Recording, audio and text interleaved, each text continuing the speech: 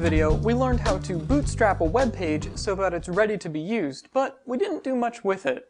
Now let's learn some more HTML elements and really build out the page. In the last video, I showed you how to use the paragraph element.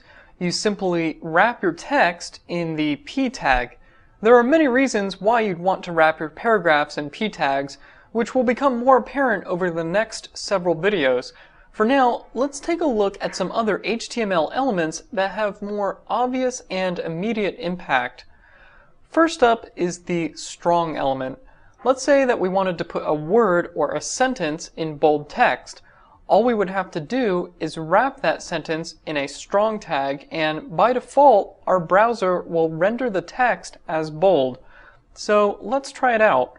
We'll just wrap the first few words of this sentence in strong tags. And there's our closing strong tag.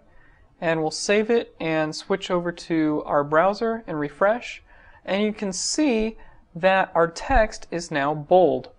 The name of the element, strong, comes from the idea that the text it wraps around is more important than the rest of the text, implying that the text has strong meaning or strong impact. Next is the emphasis element. So just switching back to my text editor, I'll just wrap the end of the sentence in an emphasis tag, which is abbreviated to EM. And switching back to the browser, when we refresh the page, you can see that our emphasized text is now italicized. So first up, why the abbreviation? It's just faster to type EM rather than emphasis, just like it's easier to type the letter P rather than typing paragraph every time. When you wrap text in the emphasis tag, most browsers will, by default, render that text as italicized. As a point of semantics and coding style, you shouldn't use the strong and emphasis elements if you want to bold or italicize text. Rather, you should use them when you want to place more importance or emphasis on bits of text, because HTML should only describe the structure of the document and not how it is presented. We'll cover cascading style sheets and presentational code in future videos. Next, let's say that we wanted to create a bulleted list of items. First, we'll type out the unordered list element, which uses UL tags, and is an abbreviation for unordered list. So let's try it. So outside of our paragraph, we'll type UL and we'll close the UL tag.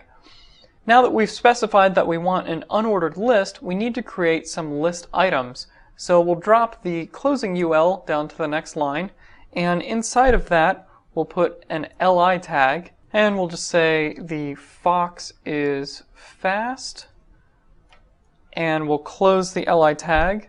Then we'll make another one right below it and say the dog is lazy, and finally we'll say the fox is brown, and we'll close that.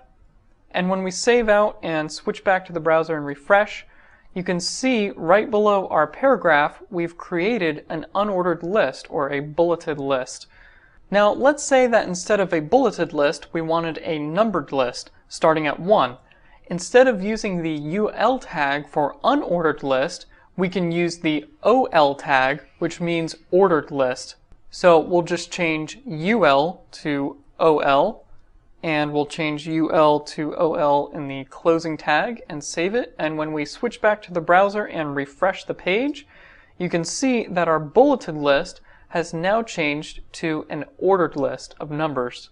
Finally, let's add in an image. In order to do this, we'll need to use the image element.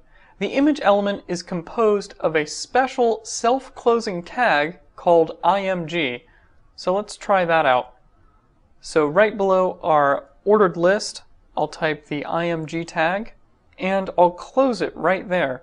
The image element is self-closing because there's really no text or any elements that you would want to put in between an opening and closing image tag. So it just closes itself with a slash at the end. Again, this is called self-closing. Now we need to specify what image we want the browser to display. In order to do that, we need to use what's called an attribute. An attribute is a special part of an HTML tag that goes inside of the tag right after the name. An attribute is composed of the name of the attribute, then an equal sign, followed by a string of text inside of double quotes. So we'll just go ahead and type src, followed by an equal sign, and then in double quotes, we'll type the path to our image, which in this case is fox.jpg. And when we save and switch back to the browser and refresh, you can see that we now have an image on our page. The source attribute, which is abbreviated to src, contains the path to the image. In this case, I've used what's called a relative path, meaning that I specify the location of the image on my hard drive relative to the location of the document on my hard drive. In this case, the image and the document reside in the same place, so I just need to state the name of the image and its file extension. We'll talk more about relative paths and absolute paths in upcoming videos. For now, just make sure that your image is in the same folder as your HTML file. Now, those were a lot of HTML elements, so you'll want to take some time to play around with them before you move on to the next videos, because we'll be learning more tags and building on these concepts. You'll notice that I have not yet taught you how to create links. That's because when you start linking documents together, you make the leap from web pages to web sites, and that's exactly what the next video is about.